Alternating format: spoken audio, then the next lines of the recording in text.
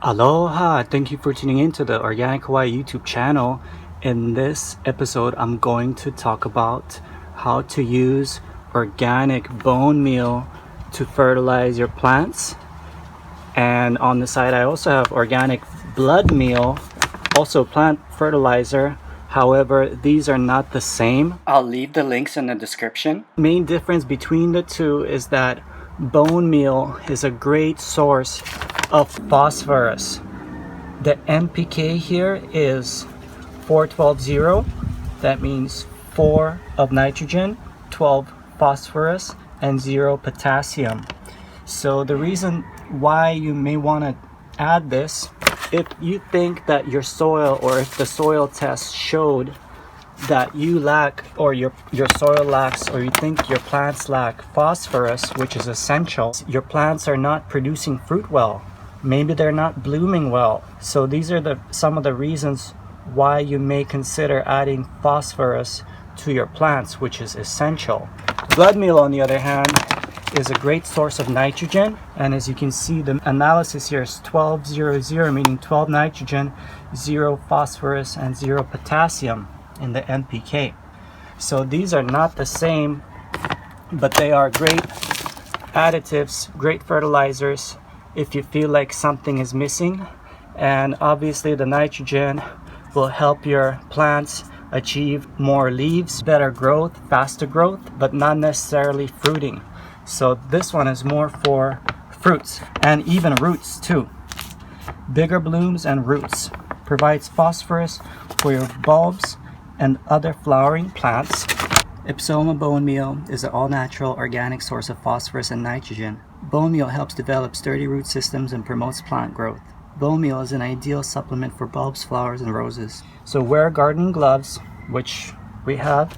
And how do we apply it? It depends on the area. So for bulbs and gardens, apply at a rate of 10 pounds per 100 square feet, raking it well into the soil. So you want to work that into the soil after applying it. For individual bulbs, mix 1 teaspoon of bone meal into the soil. Shrubs and trees, apply 1 or 2 pounds of bone meal to the shrub, tree, or root bush, depending upon size. Distribute under the entire spread of shrub or tree, raking well into soil. You're going to work in that bone meal into the soil after application. And 1 to 2 pounds, that's quite a lot, because this whole package is 4 pounds. So you're looking at about a quarter to half of the package per tree, depending on size. And what we're going to use today is using it for potted plants. And we're going to apply 2 ounces or 1 heaping tablespoon per pot. And we're going to work that into the soil and water afterwards. So we have a tablespoon here, standard tablespoon size. If you don't have one, this is a very useful tool for gardening. Very simple and cost efficient. Okay, so let's go and do it.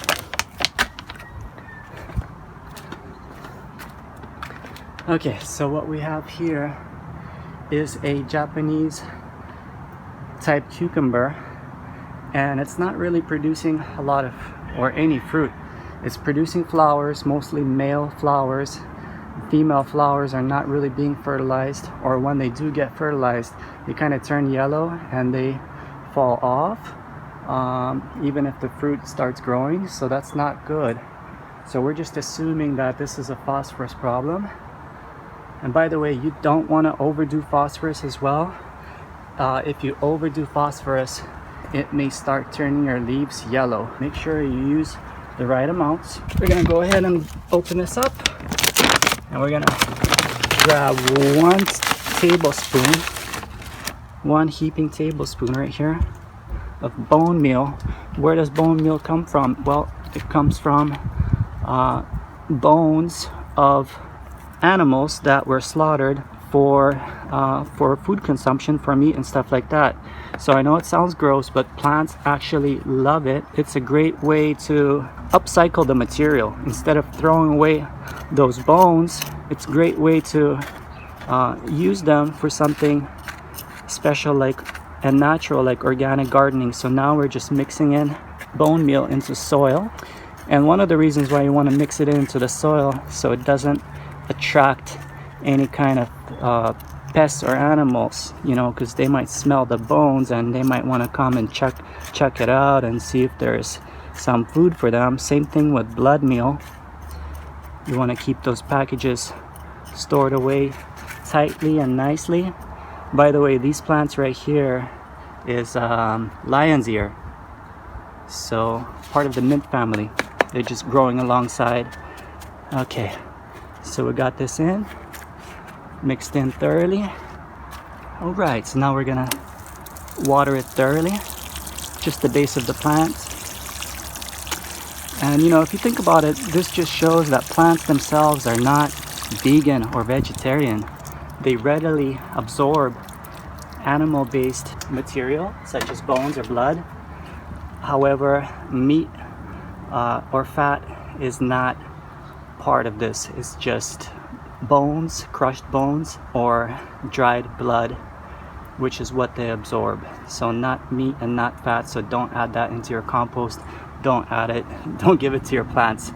They're not that crazy. This reminds me of bone broth, which is really great for people who have digestive issues like leaky gut, as it is well known that good bone broth actually repairs the inside of your gut lining, and it's made by boiling bones of cows or chicken or turkey for a long time, like at least 12 hours, with herbs and spices, and sipping on that is actually very good for your digestive system. To see what blood meal is good for and how to use it, check out the next episode where I talk about organic blood meal. Let me know in the comments if you've tried using bone meal or blood meal and how did it work out for you. And I'll leave some links in the description so you can check out those products that I mentioned. Thanks again. Aloha. Happy growing.